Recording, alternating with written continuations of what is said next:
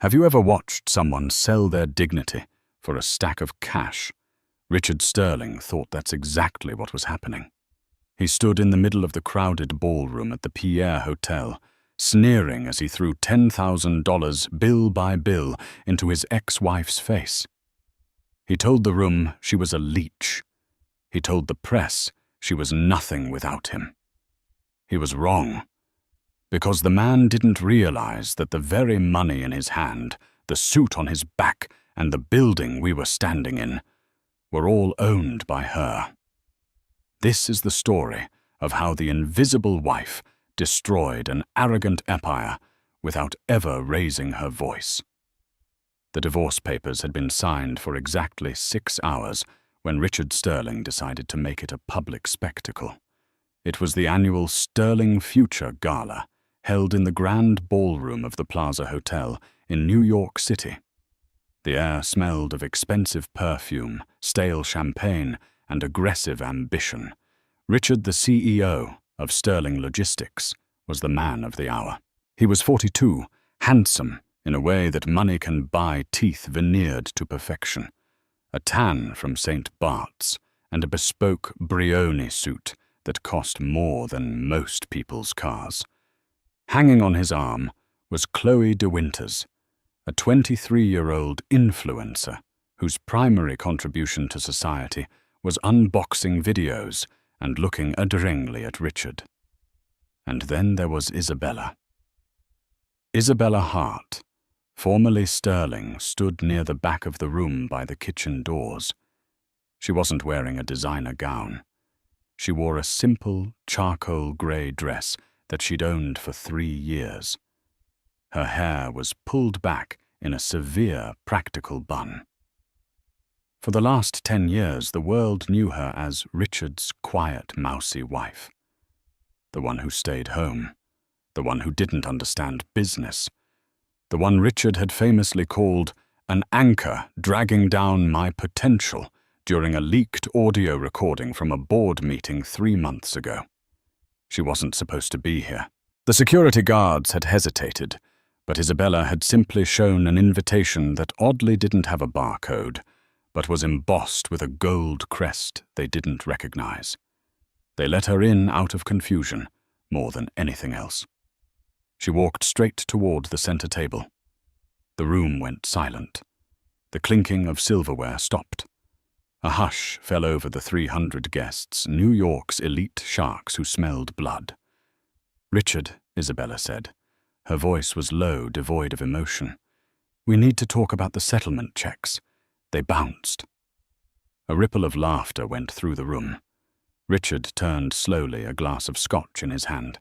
He looked at Chloe, smirked, and then turned his predatory gaze onto his ex-wife. "Isabella." He sighed loud enough for the back row to hear. "I told my lawyers to handle the trash. Why are you here? Did you run out of grocery money already?" "The checks bounced, Richard." She repeated, her posture stiff. "The bank said insufficient funds. I just want what was agreed upon. $5,000 for the month. That's all." Richard threw his head back and laughed. It was a cruel, barking sound.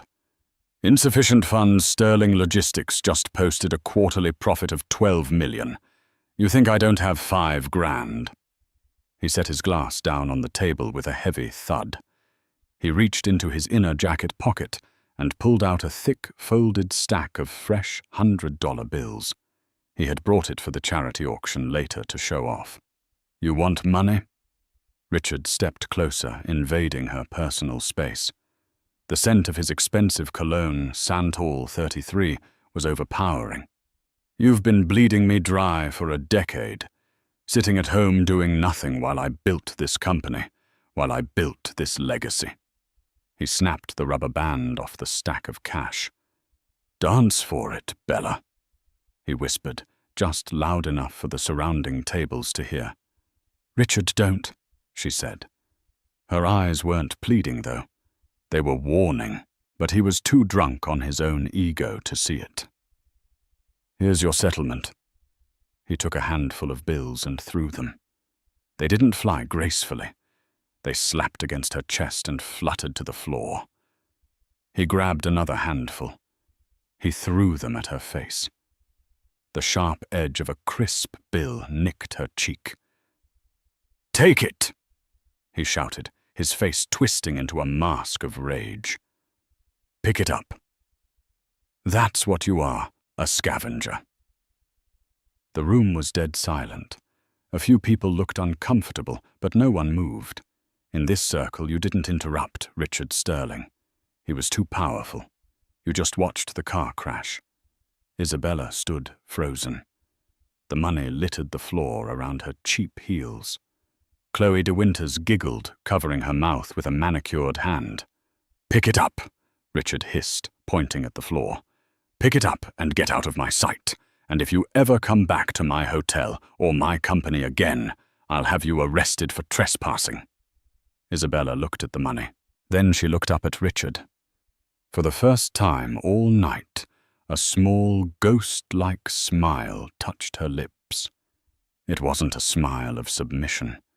It was the smile of an executioner, checking the sharpness of the blade. "Your hotel?" she asked softly. "My hotel. My company. My world. You're just a guest in it, and your time is up." Isabella nodded slowly. She didn't bend down. She didn't pick up a single bill. She reached into her clutch, a worn leather thing, and pulled out a phone. It wasn't the cracked iPhone 8 Richard thought she used. It was a sleek black satellite phone with no brand markings. She pressed one button and held it to her ear. "It's done," she said into the phone. "Execute Order 66. Cut him off. Everything." She hung up, turned on her heel, and walked away. The crowd parted for her, like the Red Sea, not out of respect, but out of sheer confusion. Richard yelled after her, "That's right. Walk away, and leave the money. You don't deserve it." He turned back to his guests, spreading his arms wide, trying to regain the room's energy. "Apologies, everyone. Sometimes you have to take out the trash manually. Now let's get back to the auction." He didn't notice that his phone sitting on the table had started to buzz. Then Chloe's phone buzzed. Then the CFO's phone at table 4 buzzed. The massacre had begun. Isabella walked out of the Plaza Hotel and into the biting November wind of Central Park South. The doorman, a kind man named Henry, whom she had known for years, looked at her with pity. "Taxi Mrs. Sterling?" he asked gently. "It's Miss Hart, Henry, and no thank you." As she descended the final step, a car pulled up to the curb. It wasn't a yellow cab. It wasn't an Uber. It was a phantom black Rolls-Royce Phantom 8 with tinted windows so dark they looked like voids. The license plate was simple IH1.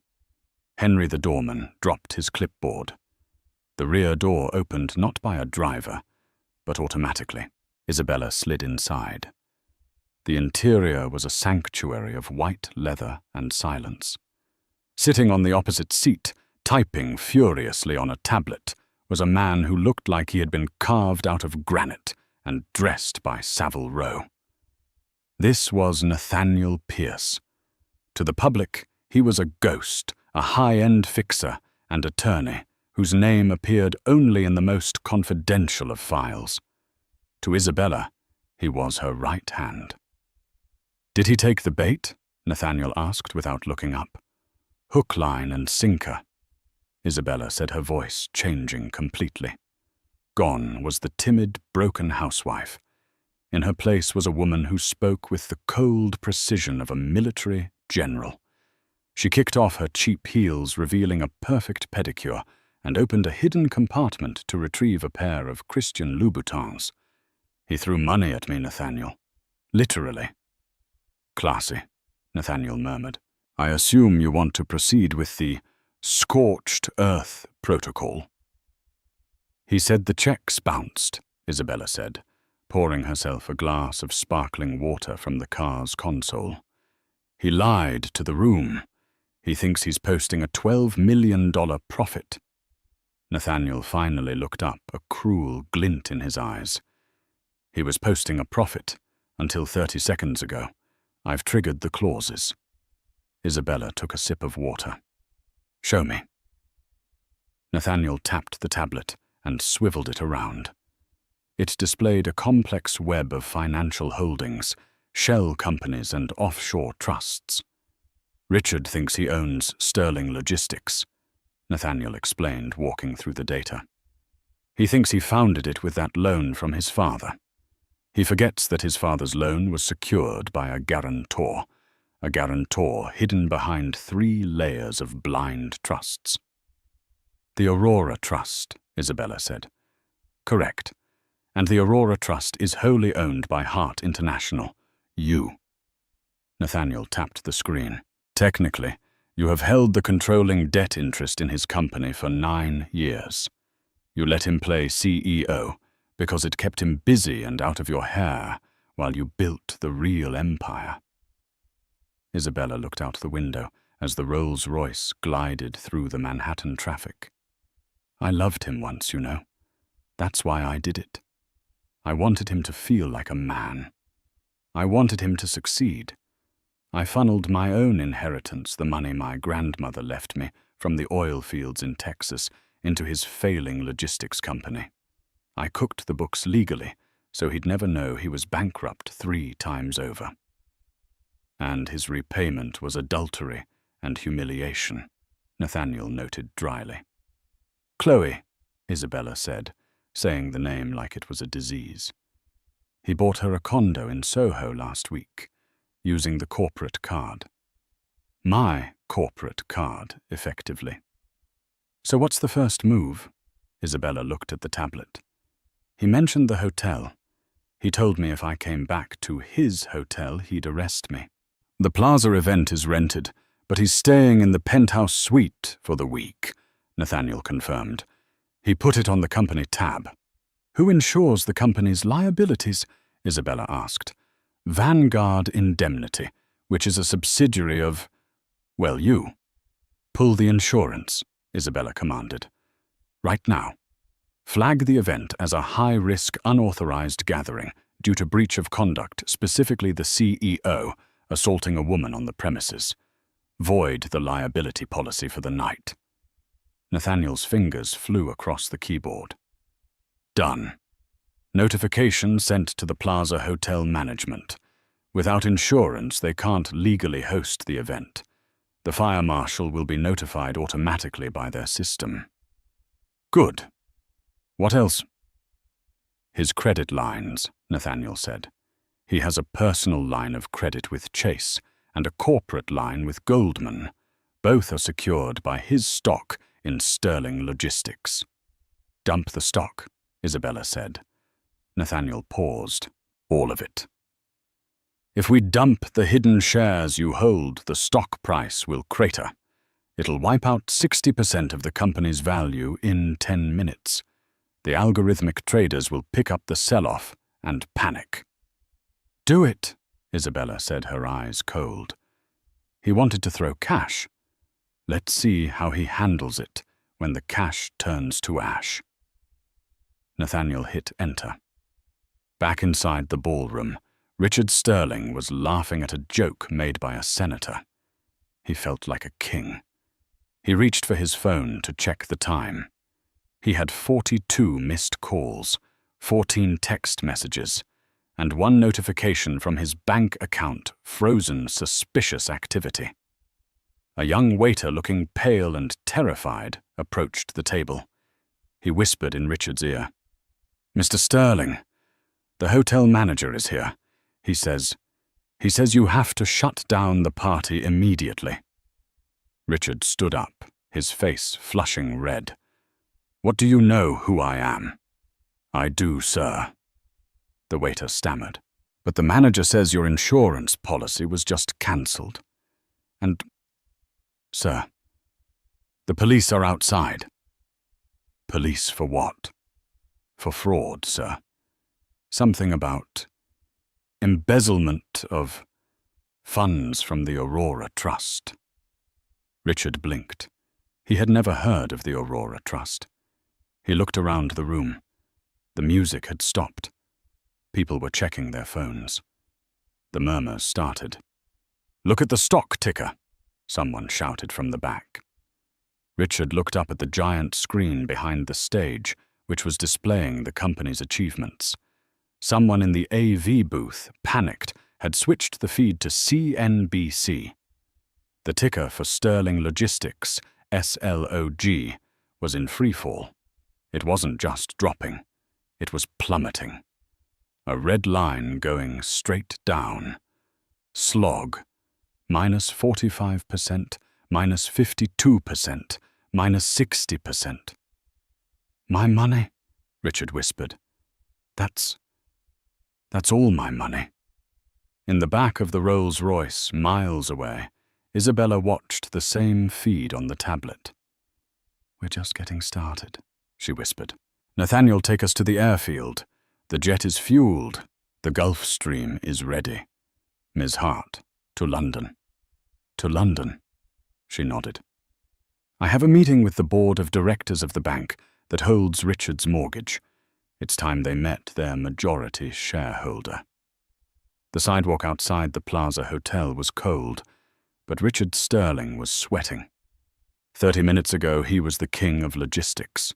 Now he was standing on 58th Street, watching a tow truck hook up his Aston Martin DB11. "Hey, that's my car!" Richard yelled, sprinting toward the driver. "Put it down! I'll sue you into oblivion!" The driver, a burly man who looked like he'd heard that threat 1,000 times, didn't even look up. "Repo order just came in, pal. Bank says the lease is in default." "Default? I paid the lease up front for the year." "Take it up with the bank. I just drive the truck." Richard fumbled for his phone to call his assistant, but a hand grabbed his arm. It was Chloe. Her mascara was running, but her eyes were furious. "My card was declined," she screeched, holding up a platinum credit card Richard had given her as an authorized user. "I tried to buy a flight to Miami to get away from this mess, and the lady at the counter cut it up. She cut it up in front of everyone." "Richard, Chloe, calm down, it's a glitch," Richard snapped, shaking her off. "The bank's system is down. It's a hack. I need to get to the office." "A hack?" Chloe scoffed. She pulled out her own phone. "Look at Twitter. Richard #Sterling bankrupt is trending. They're saying you were running a Ponzi scheme. They're saying you're broke." She looked at him with sudden, sharp clarity. The adoration was gone. She looked at his disheveled suit, the panic in his eyes. "I'm going to stay with my sister," she said coldly. "Chloe, wait. Don't call me until you fix this." She hailed a cab, an UberX Richard noted with disgust, and left him standing on the curb. Richard ran 5 blocks to the Sterling Logistics headquarters on 6th Avenue. He burst into the lobby expecting security to salute him. Instead, the turnstile flashed red. Access denied. "Let me in!" he screamed, pounding on the glass. The head of security, a man Richard had fired and rehired twice just for the power trip, walked over slowly. He didn't open the gate. "Mr. Sterling, the board has suspended your clearance pending an internal investigation." "The board, I am the board. Open this damn gate." "You were the board," a voice said from behind the guard. Arthur Vance, the company's general counsel, walked into the lobby. He looked tired. He was holding a thick file. "Arthur, thank God," Richard breathed. "Tell this moron to let me in. We need to issue a press release. We need to stop the stock bleeding." Arthur shook his head sadly. He swiped his badge, walked through the turnstile, and handed Richard the file through the gap in the glass. "It's over, Richard." "What's over? The company. We just received a notice of immediate debt recall from the primary lender, the Aurora Trust." "I keep hearing that name," Richard shouted. Who the hell is the Aurora Trust? I thought we were financed by Deutsche Bank. Deutsche Bank was just the servicer, Arthur explained, his voice hushed. The capital came from a private equity fund, the Aurora Trust. The contract you signed 10 years ago, the one you didn't read because you were too busy planning your yacht trip, gave them the right to recall the entire loan if the CEO's moral turpitude damaged the brand. Moral turpitude. Assaulting your ex-wife at the Plaza Richard. It's on video. TMZ has it. Richard felt the blood drain from his face. So they recall the loan. We pay them off. We have assets. We have nothing, Arthur said bluntly. The trust also holds the liens on the warehouses, the trucks, and the IP. They've foreclosed. It's effective immediately. The locks are being changed as we speak. Richard stared at the file in his hand. He flipped it open. He stared at the signature line for the Aurora Trust. It wasn't a signature. It was a stamp, represented by H.I. Holdings. H.I., Richard muttered. Who is H.I.? Arthur looked at him with a mix of pity and disbelief. Richard, think. Who was the only person who believed in you when you started this company? Who gave you the seed money you claimed was from your inheritance? Richard's mind flashed back. 10 years ago.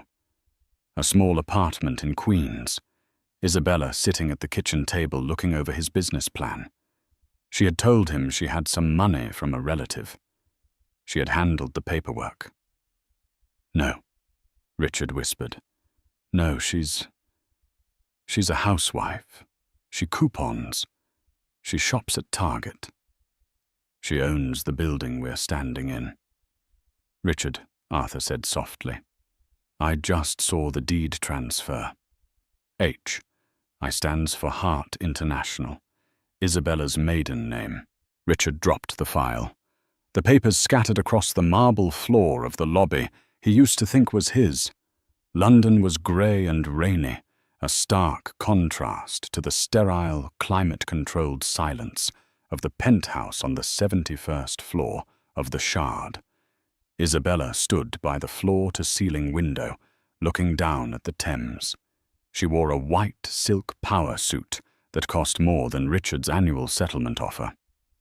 The board is seated, Ms. Hart, Nathaniel said, walking into the room. He placed a cup of Earl Grey tea on the glass table. How is he taking it? Isabella asked, not turning around. Badly. He tried to break into his own office. Security has footage. It's quite pathetic. Nathaniel tapped his tablet. He's currently at a bar in Midtown, racking up a tab he can't pay. Isabella turned. Her face was impassive. And the margin call triggered. His personal portfolio has been liquidated to cover the stock crash. He is for all intents and purposes destitute. He has about $4,000 left in a checking account we didn't touch, just so he can afford a flight to come beg. He won't beg yet, Isabella said. He's too arrogant. He'll get angry first. As if on cue, her satellite phone buzzed. It was an unknown number. Isabella picked it up. Hello, Richard. There was a heavy silence on the other end. Then a voice that sounded like gravel and rage. You. Me, Isabella replied calmly. You did this, Richard hissed. The background noise of a busy bar filtered through. You set me up. You manipulated me for 10 years. I supported you for 10 years, Isabella corrected him. I gave you the money to start. I gave you the connections, though you thought they were yours. I let you play the big man, because I thought it would make you happy. I thought if you felt successful, you'd be a good husband. She took a sip of tea. I was wrong. Money just made you more of what you already were. A bully. I'm going to kill you, Richard slurred. I'm going to find you, and you're going to do nothing. Isabella cut in her voice, sharpening like a knife. Because you're not in a position to make threats. You're in a position to listen. I want my company back. It was never your company. It was an investment, and I've decided to restructure my portfolio. Restructure. Richard laughed a manic sound. You destroyed it. The stock is worthless. The stock is worthless because you were the face of it, Isabella said. But the assets, the logistics network, the software, that's all valuable. And in about an hour, I'm going into a meeting with the Royal Bank of Scotland to finalize the acquisition of those assets under a new brand. You can't do that. I already have. Oh, and Richard. What? I heard you're staying at the penthouse at the plaza. I suggest you check out. I've instructed the hotel to charge the full rate to your personal card, which I believe has a limit of 0. Isabella, please. His voice cracked. The anger was slipping, revealing the fear underneath. I have nowhere to go. Chloe left me. My apartment is sealed. Do you remember where we lived when we got married, Richard? Queens, he muttered. Astoria. 34th Street, she said. I bought that building a few years ago. I kept our old apartment empty. Key is under the mat. It's paid up for a month. Consider it my final settlement. You expect me to live in that dump? Richard spat. I'm Richard Sterling. Not anymore, Isabella said. Now you're just Richard, the man who threw money at his wife. She hung up the phone and handed it to Nathaniel. He's coming to London, she said. Nathaniel raised an eyebrow. He has no passport. You had his lawyer surrender it during the divorce proceedings. Remember flight risk. Isabella smiled. He'll find a way. He's desperate. And when he gets here, I want him to see what he really lost. She walked toward the double doors of the conference room. Ms. Hart, Nathaniel asked. Yes. Why give him the apartment? Why not let him sleep on the street? Isabella paused, her hand on the door handle. Because, she said, her eyes darkening, I want him to sit in that tiny kitchen, staring at the peeling wallpaper, and remember every single day he took me for granted. The street is too easy. Memories. Memories are the real torture. She pushed the doors open. 12 men in suits stood up immediately. Gentlemen, Isabella said, taking her seat at the head of the table. Let's discuss the future of global logistics. Richard Sterling did not go to Queens. The very idea of the F train was an insult to his DNA. Instead, he went to the one place he thought he still had power, the Metropolitan Club on Fifth Avenue. He had been a member for 15 years.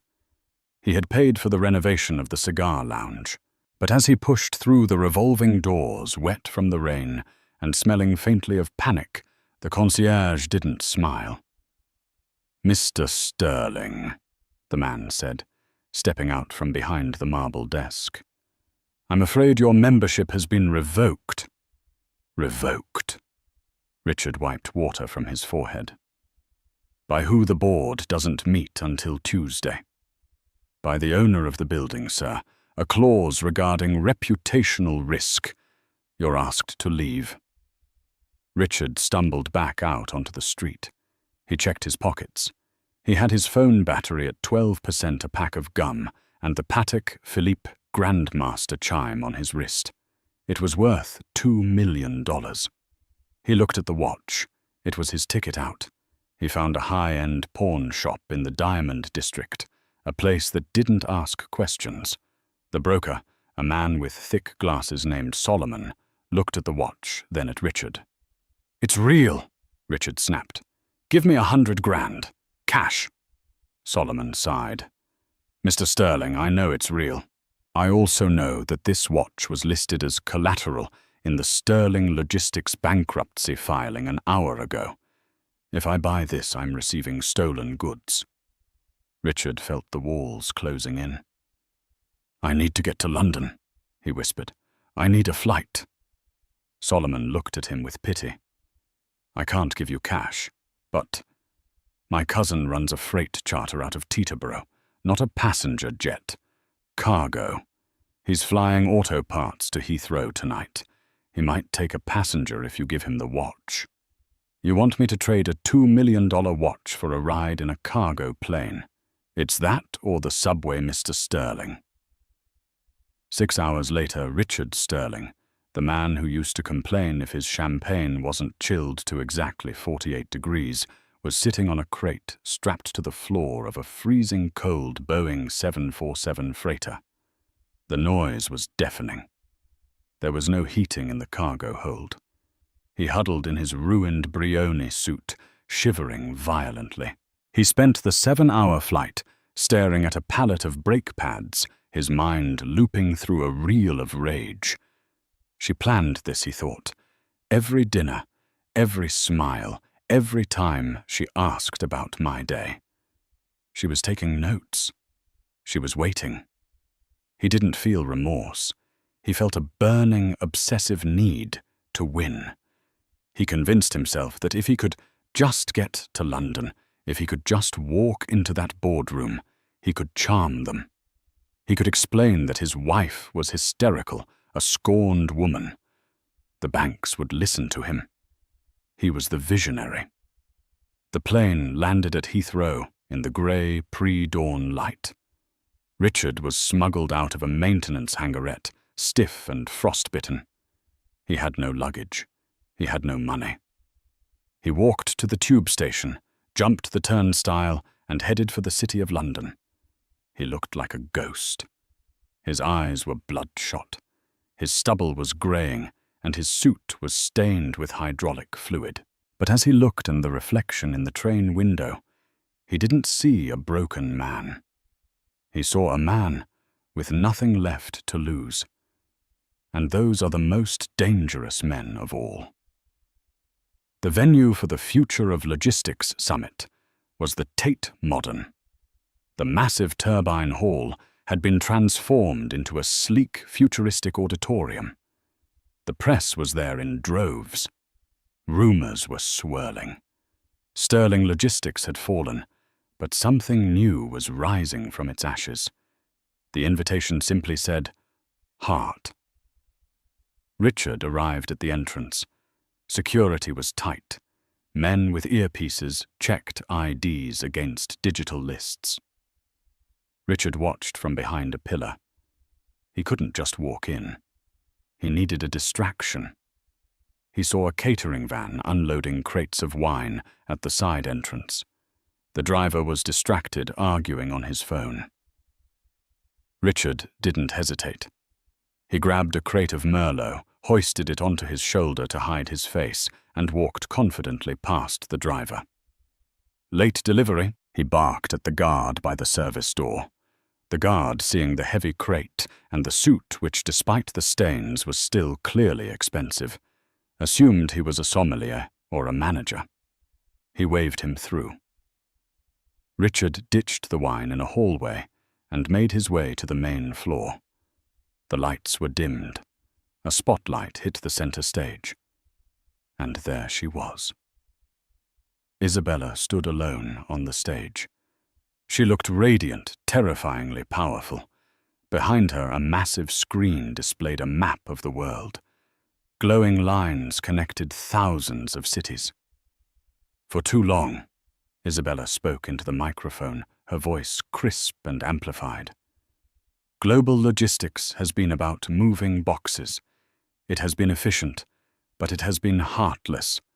We treated employees like numbers and clients like cash cows." Richard bristled. "She's talking about me." "Today, Sterling Logistics is dead," Isabella announced. A gasp went through the crowd. "We are dissolving the brand. We are absorbing the infrastructure into a new entity, Heart Global." She clicked a remote. The screen changed. It showed a list of subsidiaries, not just trucking, shipping lines, air freight, warehousing robotics, data analytics firms. Hart Global, Isabella continued, is not just a logistics company. It is an ecosystem, and we are fully solvent. In fact, we are debt-free. Richard couldn't take it anymore. The adrenaline spiked. He pushed through the crowd of seated journalists. "Liar!" he screamed. The room froze. Spotlights swung around, searching for the disturbance. They found Richard standing in the center aisle, looking like a deranged beggar. "Richard," someone whispered. "Is that Richard Sterling?"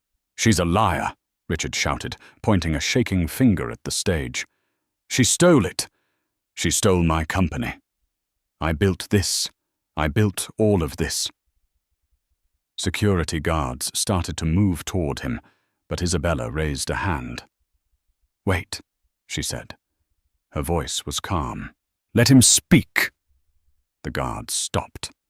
Richard stumbled forward, emboldened.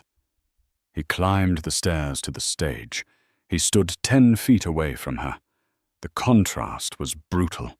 She was pristine, glowing in white silk. He was filthy, smelling of sweat and oil. "Tell them," Richard panted, grabbing a podium for support. "Tell them how you tricked me.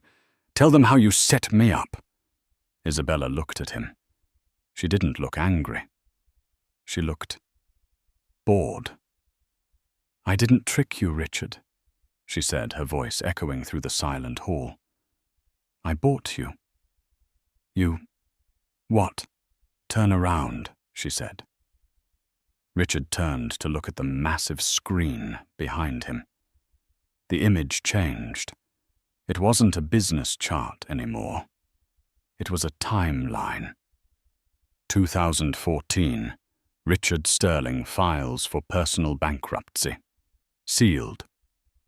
2015. Hart International purchases Sterling debt for pennies on the dollar. 2018. Hart International secretly funds the acquisition of Omega Shipping. 2021. Richard Sterling spends $4 million of company funds on private jet travel, covered by heart injection. The list went on. Every time Richard had failed, Isabella had quietly bailed him out. Every time he thought he had made a brilliant deal, it was Isabella's holding company on the other side feeding him the win. "You were never the CEO, Richard," Isabella said softly, stepping closer to him. The microphone picked up every breath. "You were the mascot. I let you wear the suit. I let you cut the ribbons. But I made the decisions. I wrote the code. I negotiated the trade deals while you were golfing." Richard stared at the screen. The reality washed over him. He wasn't a victim of theft. He was a fraud. He had been a fraud for 10 years. "Why?" he whispered, his voice broken. "Why let me believe it?" Isabella's expression softened, just for a fraction of a second, before hardening into diamond. "Because I wanted to see if you would ever grow up," she said. "I gave you the world, Richard. I thought maybe if you felt secure, you'd stop hurting people. You'd stop cheating. You'd stop belittling the staff. But you didn't. You got worse. The money didn't change you. It revealed you." She turned to the audience. "Ladies and gentlemen, Hart Global is built on transparency. We have removed the inefficiencies." She gestured to Richard. "As you can see, the dead weight has been cut loose." The audience erupted, not in applause, but in the frantic clicking of cameras. Flashbulbs blinded Richard.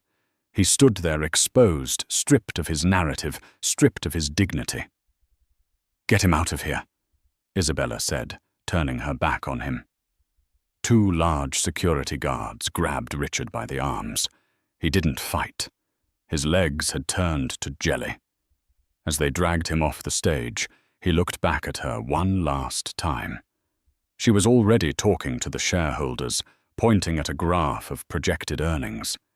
She didn't even look back. He was thrown out of the side door. the same one he had sneaked into the rainy London alley. He landed in a puddle. As he lay there, soaking wet, a pair of polished black shoes stopped in front of his face. He looked up. It was Nathaniel. "Ms. Hart has one final message for you," Nathaniel said, opening a black umbrella. He reached into his pocket and dropped a small plastic rectangle onto Richard's chest. It was an Oyster card, a subway pass. "It has £20 on it," Nathaniel said. "She suggests you don't spend it all in one place." Nathaniel turned and walked away, leaving Richard alone in the rain, clutching the subway pass like it was the last lifeline on earth. But the story wasn't over. Because as Richard sat in the mud, a black sedan pulled up to the alley entrance. The window rolled down. A man with a thick Russian accent and a scar running down his cheek looked out. "Mr. Sterling?" the Russian asked. Richard nodded slowly. "My employer saw the broadcast," the man said. "He hates Isabella Hart. He hates what she represents. He thinks you and he might have common interests." The back door clicked open. Richard looked at the subway pass. Then he looked at the open car door. The darkness in him hadn't died. It was just looking for a new sponsor. He stood up, wiped the mud from his face, and climbed into the car. The black sedan moved through the arteries of London like a predator swimming through dark water. Rain lashed against the tinted windows, blurring the city lights into streaks of neon blood and bruised purple. Inside, the air was hermetically sealed, smelling of expensive leather and the sour metallic tang of Richard's own fear. Richard sat in the back seat, his hands trembling. He clenched them into fists to hide the shaking, digging his fingernails into his palms until they left crescent-shaped marks. Beside him sat the man who called himself Victor. Victor was a terrifying figure. He wore a coat made of wool so dark it seemed to absorb the ambient light. A jagged scar ran from his left ear down to his jawline, pulling his mouth into a perpetual cynical sneer. He hadn't spoken since they picked Richard up from the alley behind the Tate Modern, but the silence wasn't empty. It was heavy, filled with unspoken violence and illicit promise. Richard looked out the window at the passing cityscape. He saw the towering silhouette of the Shard piercing the clouds in the distance. Isabella was up there. She was probably drinking champagne, laughing with her board members, toasting to the destruction of Richard Sterling. The thought made bile rise in his throat. "She humiliated you," Victor said suddenly. His voice was a low rumble like gravel grinding together. It wasn't a question. It was a statement of fact. Richard turned his eyes bloodshot and wild. "She stole my life. She stood on that stage and told the world I was a fraud." "And are you?" Victor asked, turning his head slowly. His eyes were cold, devoid of empathy. "I built that company," Richard shouted, his voice cracking. "I was the face. The clients trusted me, not some shadow-holding company. She thinks she can just cut me out. She thinks she can erase me." Victor reached into his coat pocket. Richard flinched, expecting a weapon. Instead, Victor pulled out a sleek industrial-grade tablet and tapped the screen. He handed it to Richard. "Then do not let her," Victor said. "My employer represents a consortium of logistics competitors, Russian, Chinese, American. They are concerned by the monopoly Hart Global is about to create. They want the playing field leveled." Richard looked down at the tablet. Illuminated on the screen was a login portal. It was familiar, painfully familiar. It was the back-end administrative access to the Sterling Logistics mainframe, the central nervous system of the company he used to rule. "Isabella is arrogant." Victor continued, his voice smooth and seductive. She believes she has already won. Tonight, she is migrating the master database from the old Sterling servers to her new Heart global cloud. For the next hour, the firewall is in a state of flux. It is vulnerable. Vulnerable how? Richard breathed, his heart beginning to hammer against his ribs. It will accept a legacy override, Victor explained. If an administrator with level 5 clearance were to log in and issue a system purge command, the migration would fail.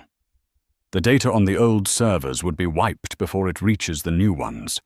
Client lists, shipping routes, financial records, tracking algorithms gone. Irrecoverable. Richard stared at the glowing blue screen. It would cause billions in damage. It would cripple her before she even starts. It would kill the giant, Victor corrected him. And you would be the giant slayer. And for me? Richard asked, looking up. What do I get out of this besides revenge? £5 million, Victor said calmly, deposited into a crypto wallet of your choice. And a new identity. Passport visa, a new history. You can disappear to Dubai, to Singapore, to Rio. You can start again. You can be a king again. Richard looked back at the shard. The rain was falling harder now, drumming a rhythm of war on the roof of the car. He thought about the £20 Oyster card in his pocket. He thought about the cold cargo plane. He thought about the laughter of the audience at the Tate Modern.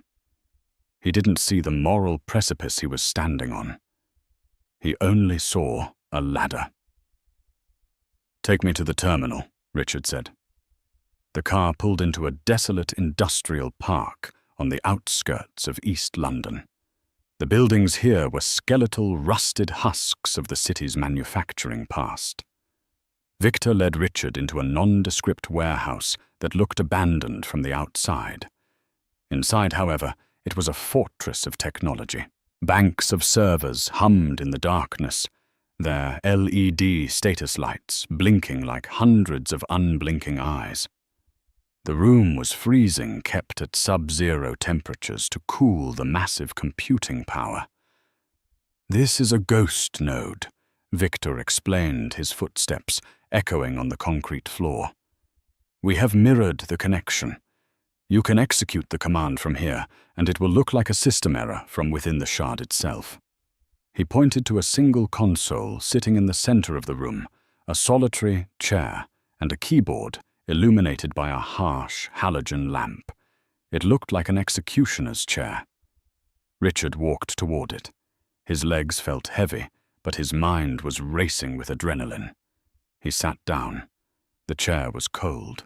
He placed his hands on the keyboard. It felt good. It felt right. For the first time in days, he had control. Do it, Victor commanded from the shadows behind him. The migration is at 80%. If you wait too long, the data will be safe. Richard cracked his knuckles. He took a deep breath. He typed in his username. It was a name he had chosen 10 years ago, in a burst of ego, King_R. The system prompted for a password. Isabella had changed the locks on the building, she had cancelled his credit cards, and she had seized his assets. But she had forgotten the one thing Richard prided himself on: his paranoia. Years ago, he had paid a corrupt developer to install a backdoor, a master key that would bypass all security protocols. He had never used it. He had saved it for a rainy day. And it was pouring. He typed it in, "Long live the King One." The screen flashed green. Access granted. Administrator privileges unlocked. Richard laughed. It started as a chuckle and erupted into a manic, breathless cackle that bounced off the metal walls. She missed it. The genius Isabella Hart missed it. I'm in. I'm inside the brain of the company. Execute the wipe, Victor said sharply. He was checking his watch. Now, Richard. Richard's finger hovered over the enter key. He paused for a fraction of a second. In that moment, he could have walked away. He could have taken his subway pass and disappeared into the night, poor but free. But the darkness in him was too deep. He didn't just want to survive. He wanted her to suffer. "Goodbye, Bella," he whispered. He pressed the key with all his strength. The screen didn't go black. It didn't display a deletion confirmed message. Instead, the monitors flickered violently. A high-pitched whine filled the room. Then the screen turned a blinding, brilliant white. A video window popped up, expanding to fill the entire display. It wasn't code. It was a high-definition live stream. Richard squinted against the glare. The image resolved. It was an office, a corner office with floor-to-ceiling windows overlooking the London skyline. Sitting at a glass desk, bathed in the warm glow of a desk lamp, was Isabella. She wasn't working. She wasn't panicked. She was sitting with her hands folded on the desk, looking directly into the camera lens, looking directly at him. "Hello, Richard," she said. Her voice was crystal clear, amplified by the warehouse speakers. It sounded like the voice of God. Richard froze. His blood ran cold, turning to ice in his veins. He spun around in his chair. "Victor, shoot the screen. It's a trace. She's tracing us." Victor didn't move. He didn't reach for a gun. He stood there, arms crossed, his face impassive. Slowly he reached up to his ear and pulled out a small, transparent earpiece. "His name isn't Victor," Isabella said from the screen, her voice calm and conversational. "His name is Simon. He is the head of penetration testing for Hart Global Security. He's been on my payroll for 6 years. Richard stumbled back, knocking his chair over with a loud clang. He looked at the Russian mobster, then back at the screen. No. This is a setup. I'm in a car. I was with the syndicate. You are in Hart Global's off-site disaster recovery facility in Dagenham, Isabella corrected him. And you have just failed the final test. Isabella leaned forward. Her eyes were hard like flint. "I knew about the back door, Richard," she said softly. "I knew about long live the king. Did you really think I would secure a $1 trillion empire and forget to check the code I left that vulnerability there? I left it open. For you. You baited me," Richard gasped. He felt like he couldn't breathe. The walls were closing in. "I gave you a choice," Isabella said. "I had a settlement agreement drafted on my desk this morning. A monthly stipend, a small apartment in Chelsea.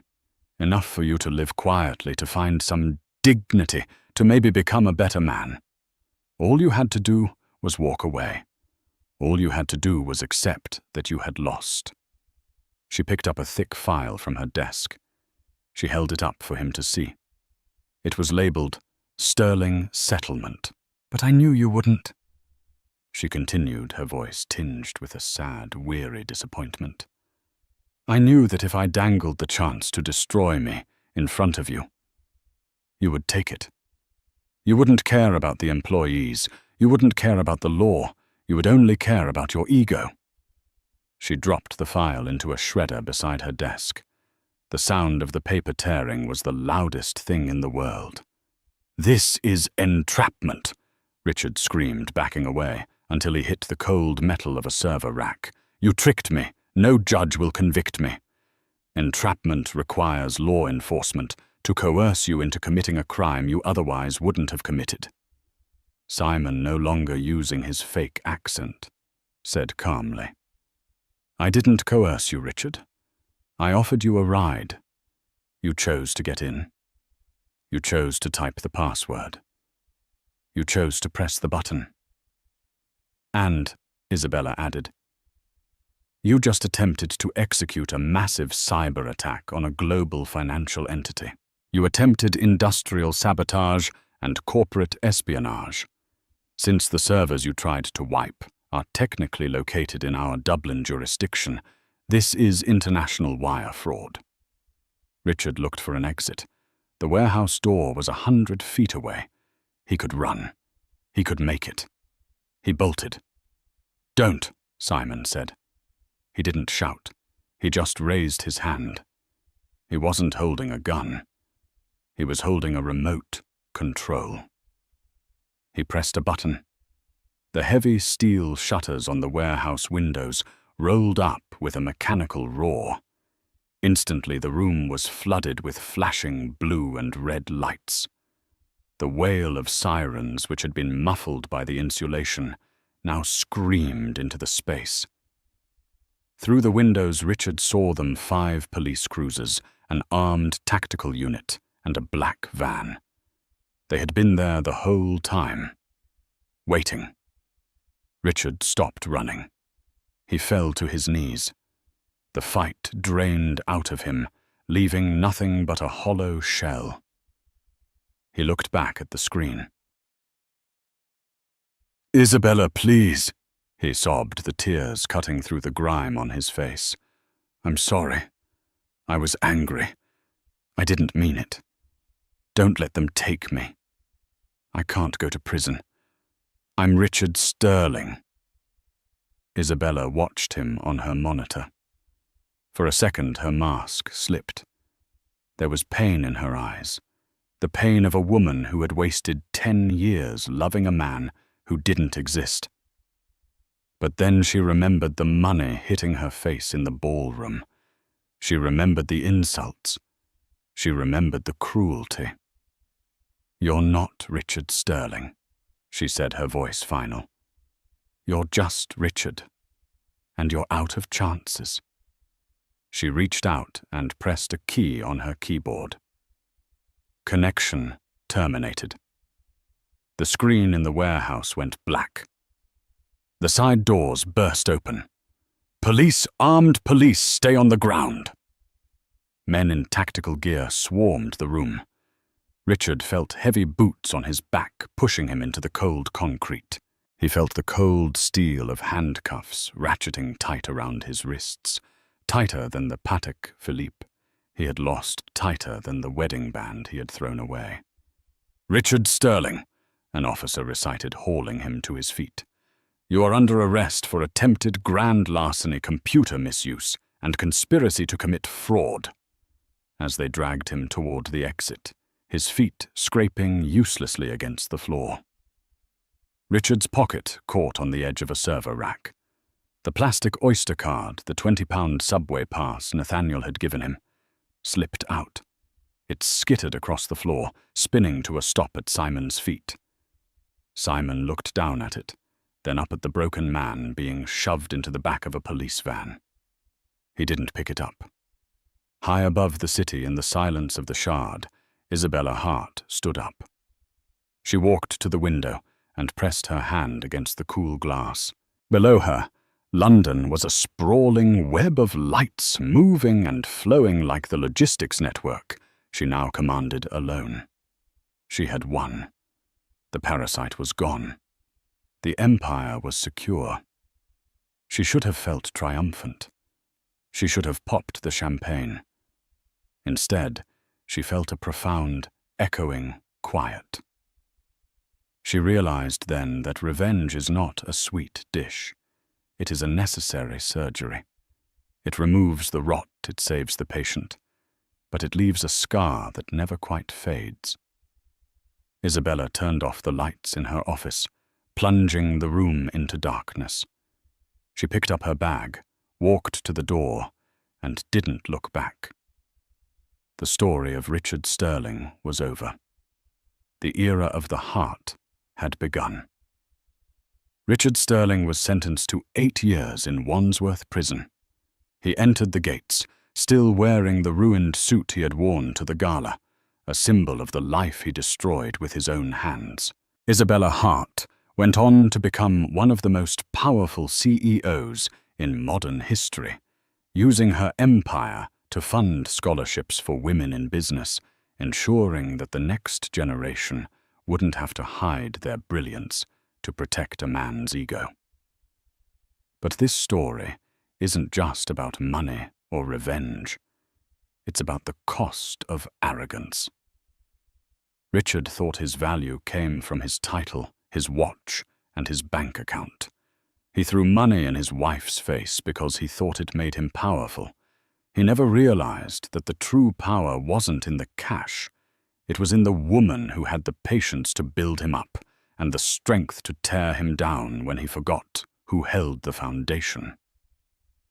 What do you think? Was Isabella's trap too cruel? Or did Richard get exactly what he deserved? Let me know your verdict in the comments below.